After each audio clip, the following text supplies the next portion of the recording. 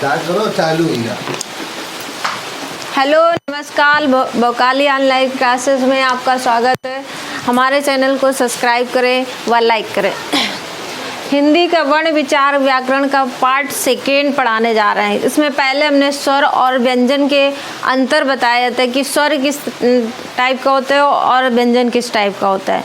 तो हमने आपको पहले बता दिया था कि स्वर जिसमें हवा का कोई रुकावट नहीं होता है, किसी भी अंग में हवा का कोई रुकावट नहीं होता है, तो इन 5 जैसे कंठ, तालो और मूर्धा, फिर उसके बाद आता है तुम्हारा दंत, फिर ओष्ठ, इनमें कोई रुकावट नहीं होता है, तो इसे बोलते हैं क्या? तो इसे बोलते हैं स्वर।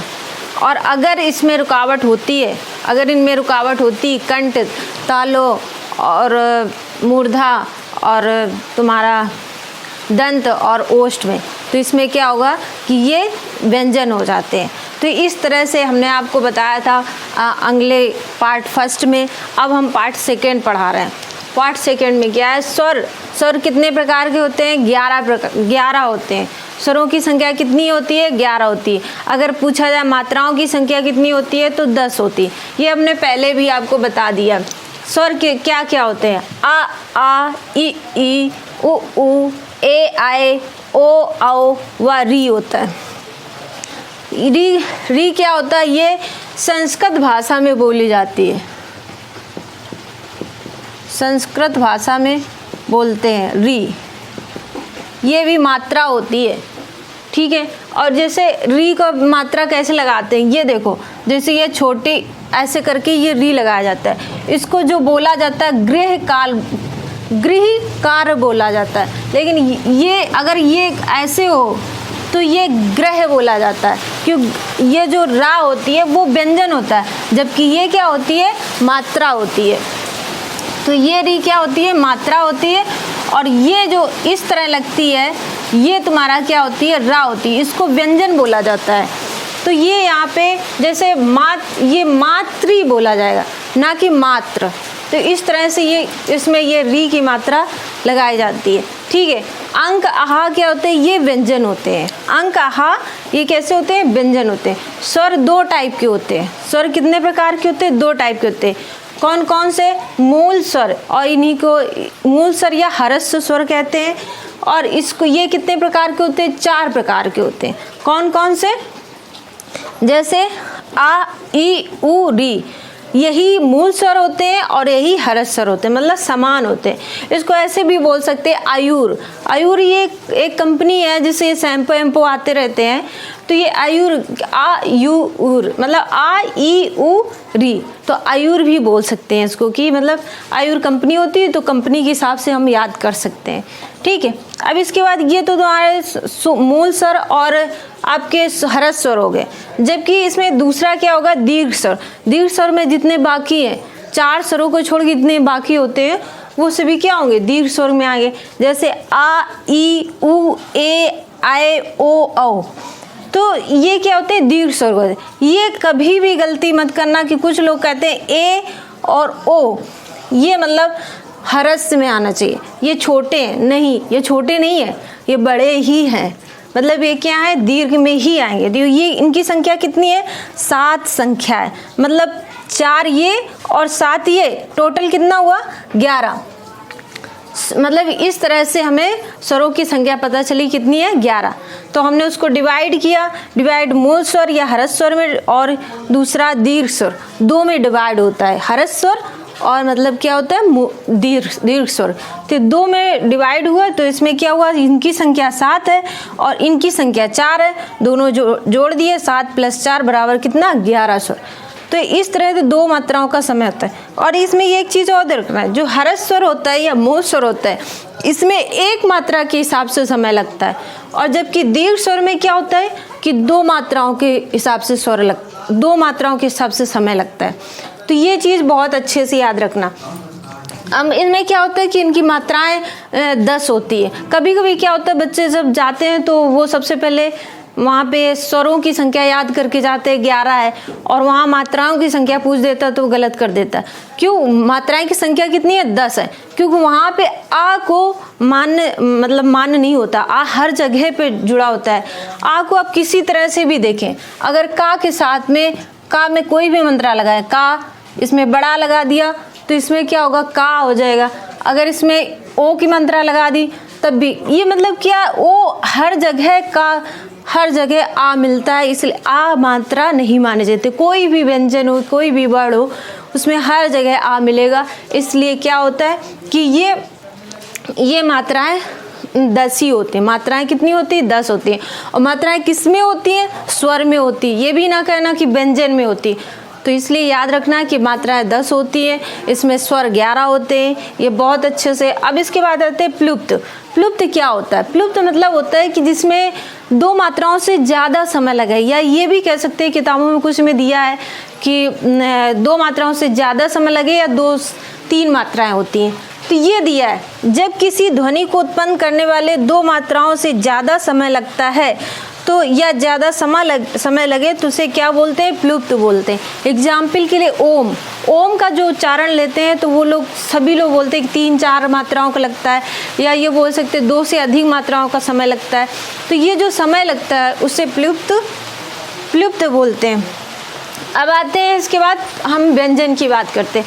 व्यंजन हमने आपको बताया था कि स्वर और व्यंजन में क्या अंतर है। स्वर में हमें कोई भी रुकावट नहीं होती है, हवा की, प्राणवायु की कोई रुकावट नहीं होती है, तो वो क्या होते हैं? स्वर कहलाते हैं। अगर प्राणवायु रुकती है तो वो क्या होते हैं? व्यंजन होते हैं। गले में 5 अंग में प्राणवायु रुकेगी और दबाव डालेगी तो वह क्या कहलाती है? व्यंजन कहलाती है। व्यंजन क्या है? कंठ। पहले कहाँ से लेते हैं? गले से। तो पहले गला कंठ हो गया। फिर दूसरा क्या है? तालब। तालब क्या होता है? चा वर्ग से, चा से लेते हैं। कंठ किससे होता है? का से होता है, का वर्ग से लिया जाता है। तालब, फिर उसके ऊपर तालब होता है तो चा वर्ग लेते हैं। फिर उसके ऊपर मूर्धवा होता है तो उसे ता लेते हैं। फिर उसके ऊपर दंत होता है तो उसे ता लेते हैं। और फिर उसके ऊपर ओष्ठ होता है, उसको क्या लेते हैं? पा लेते हैं। तो इस तरह से हमें व्यंजन की संख्या भी पता होती है। कितनी होती है? 33 संख्या होती है। व्यंजन की संख्या कितनी होती है? 33 होती है। अब हम वर्णमाला देखते हैं। वर्णमाला देखते हैं क्या है। जैसे हम याद करने के लिए अगर हमें करते हैं तो ऐसे जनरली जो लोग पढ़ा रहे हैं उनको तो अच्छे से याद है, लेकिन जो लोग पढ़ाने से अलग हो जाते हैं तो, या शिक्षा विभाग में नहीं होते, तो उन लोगों को ये चीज़ें धीरे धीरे भूल जाते हैं। तो ये चीज़ याद करने का क्या है? कचटा, कचट तप। ये क्या है? कचट तप।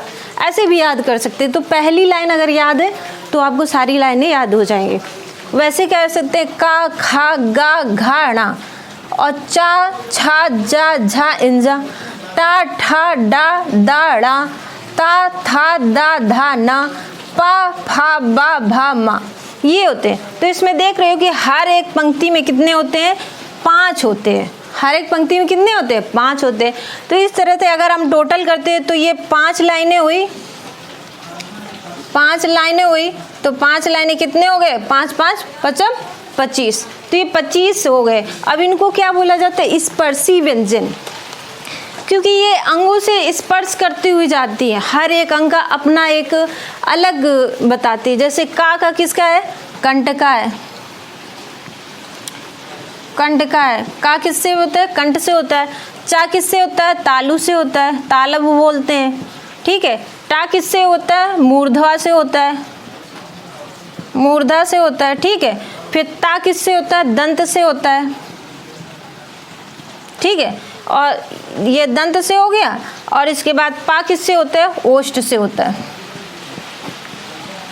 ठीक है। तो पा किससे होता है? ओष्ठ से होता है। अब इसमें कहते हैं कि पहले के लोग अभी तक ये ड़ा को बोलते हैं, ड़ा बोलते हैं।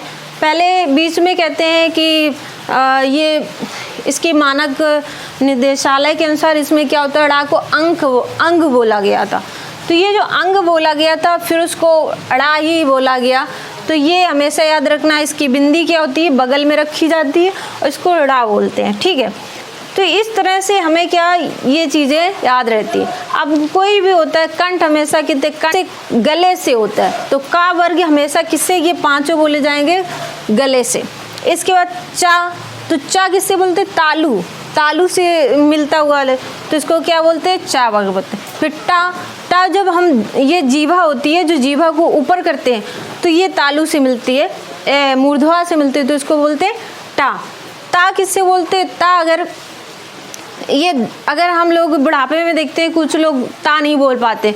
क्यों नहीं बोल पाते, क्योंकि उस टाइम उनके दांत नहीं होते, तो जब वो ता बोलने की कोशिश करते हैं तो वो हवा जो होती है वो रुकती नहीं है, दांत की वजह से, दांत होते नहीं तो रुकती नहीं, तो इस वजह से वो गलत बोल जाते हैं। तो यही होता है, दांत की वजह से प्रेशर पड़ता है तो उसे ता बोलते हैं। और इसके बाद पा क्या होता है कि पा ओष्ठ के द्वारा बोलते हैं। तो ये तुम्हारे 25 हो गए। अब यहाँ पे ड़ा और ड़ा, ये देसी खड़ी बोली कही जाती है।